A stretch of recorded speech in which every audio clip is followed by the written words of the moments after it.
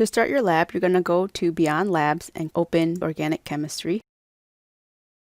And most often you're going to enter the synthesis laboratory.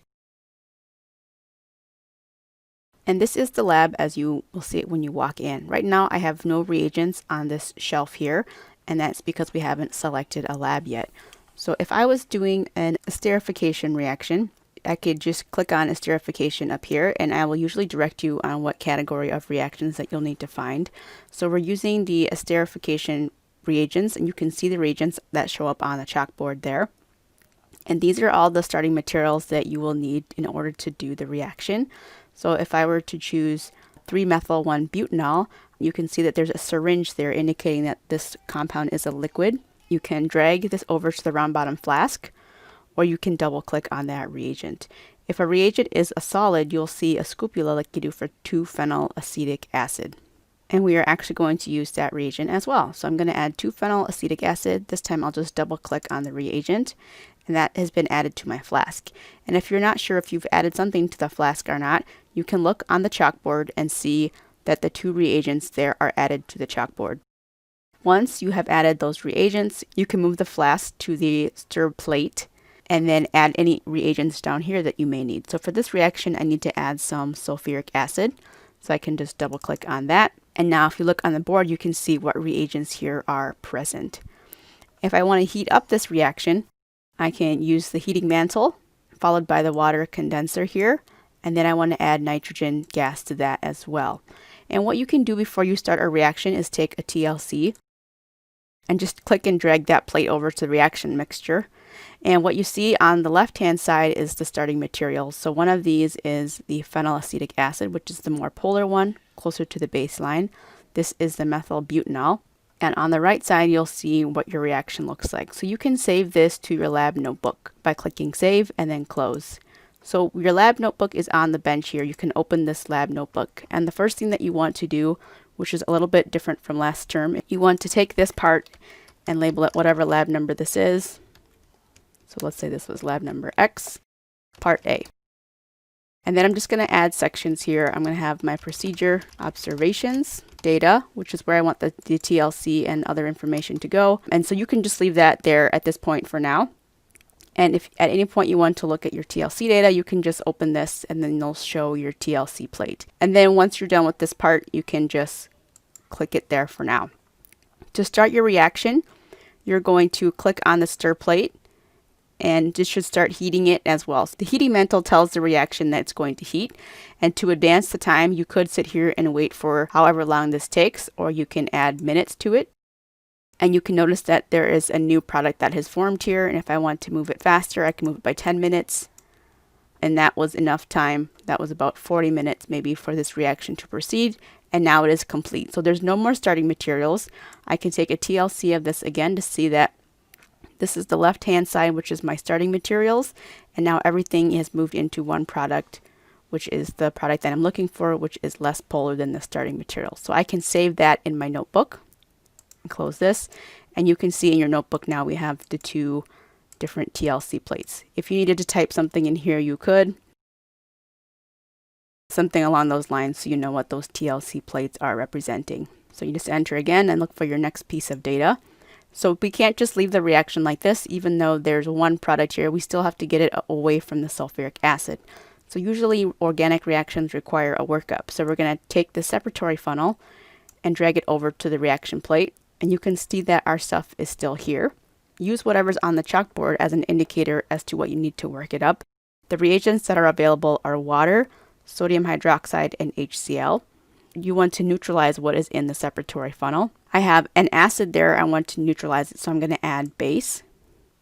And this will also automatically add an ether layer. So in organic chemistry, when you're doing reactions, you extract with an organic and with an aqueous layer. And most oftentimes, your organic products will go with organic reagents, and that's what we're seeing here.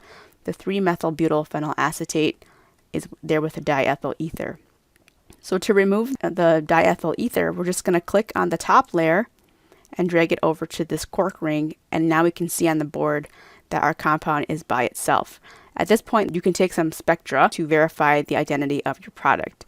So this right here is the FTIR spectrum. So we can click a salt plate, drag it over to the flask, and that's going to show you the different peaks here. I want that in my lab report, so I'm going to save that and then click OK. If I want to take an NMR, I can drag that over as well. I'll save that to my notebook. Click OK, and then maybe I want a mass spec. Save that. And maybe I'm not really sure about the identity. I want to confirm something else. I want to use a carbon NMR. So to switch to carbon, just click on that, and then you can take a carbon NMR and save that as well. So I'm going to open my notebook and make sure that all of my data is there. So if you look here, you have all of your spectra, and if you want to look at it, you can click these and change the window sizes if you want to change them however you want to change them. So you can see all of the IR peaks there. And for my carbon NMR, now this is cut off, so I can just drag this corner down here to see all of the peaks in my carbon. And the same thing with the proton NMR, so you can see all of those there. So what you're supposed to write in the procedure observations, you'll see in the lab report example that you'll find on Moodle. But I just want to point out a couple of things here. So you'll have your procedure that will be in each of your lab write-ups that you'll find on Moodle. So you'll see what reactions that you are doing. And there's little notes along the way that tell you where you need to add things into your notebook. And also if there's questions that you need to answer, those will be in your lab reports as well. And your lab report page will contain this table. So these are the masses that you'll have to enter into your notebook. And then you'll have to calculate yields, and you'll need to calculate millimoles used and your percent yields, and these can be entered into the tables directly here for your lab report. When you're ready to turn in your lab report, you'll delete all of the instructions and then save the lab report. You're going to save the lab report as your last name, lab3, as a Word file, and then you'll upload that to Moodle. You will also need to upload your notebook. So you're going to save your notebook as your lab book file, and this will just be your last name, lab, whatever lab this is, and then keep the extension as it is, and then just click save it. And then you can upload your Word doc of your report as well as the lab notebook file. So you've saved your notebook. You'll type in your procedure and observations that you'll see from the notebook example. So if I'm typing this out here, there is my procedure.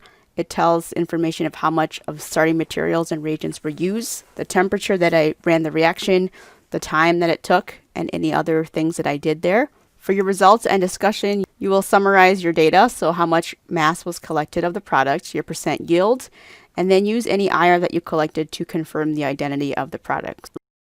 The information that you can find on Moodle, you go to the course page and lab resources, and you'll see the lab notebook and report example. And this will show you what your lab notebook should look like. And then there's details here on how to calculate the yields, etc. if you're not sure how to do that. And you'll also find the lab notebook example. So you'll download this example. To open the lab notebook example, you can go to File, Open, the example lab book, and then you can see the different information here. So this is the example that is posted online. You can look at the IR, the proton NMR, and the mass spec there. When you are finished with the lab, you can just click on this to clear the lab, or if you needed to throw something away at any point, you can throw that away. This will clear the lab and you can start over again or continue on the next part. If you had reagents that you were going to add and then you forgot to add the solvent before leaving the stock room, the lights do go off. You just have to clear the lab and then restart that again. When you're ready to exit, you can exit out of here, exit, and then leave Beyond Labz. And that is what you can do to do your labs for this class.